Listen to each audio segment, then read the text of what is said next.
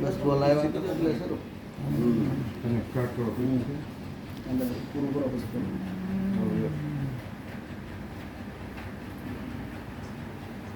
Set થાય ને 15 March 1934 અને એના જન્મ જયંતિના દિવસે આપણે એમને એક શ્રદ્ધાસુમન રૂપે અને યુપી બિહાર સહિતના રાજ્યોની અંદર જેની સત્તા સ્થાપિત કરી બહુજનોની અને સાયકલ ઉપર જે અકલ્પનીય કહી શકાય એવી રીતે માત્ર સાયકલ ઉપર આખા યુપી અને બિહારની અંદર એને પ્રવાસ કરીને બહેનજી માયાવતીજીને સત્તા ઉપર બેસાડ્યા અને સાબિત કરી દીધું કે જેની જેટલી વસ્તી છે એનો આ રાજકારણ હોય કે સત્તા હોય આ દરેકની અંદર એનો પૂરો અધિકાર છે. એ જો તમારામાં તાકાત હોય તો તમે છીનવી શકો છો અને સત્તા મેળવી શકો છો. એણે 3 વાર મુખ્યમંત્રી બનાવ્યા બહેનજીને, 4 વાર અને 4 વાર મુખ્યમંત્રી બનાવ્યા અને એ સત્તા સ્થાપિત પણ કરી.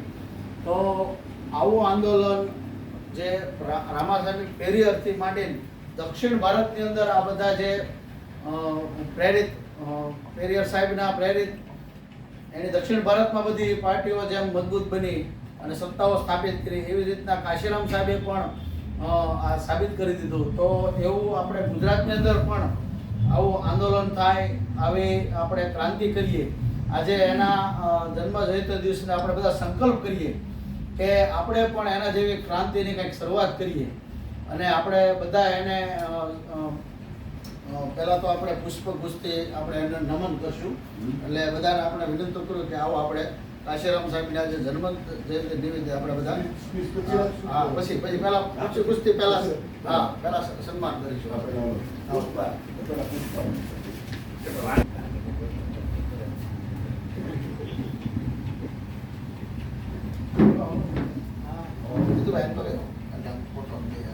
બીજું તારે લાવો તો ફટાફટ.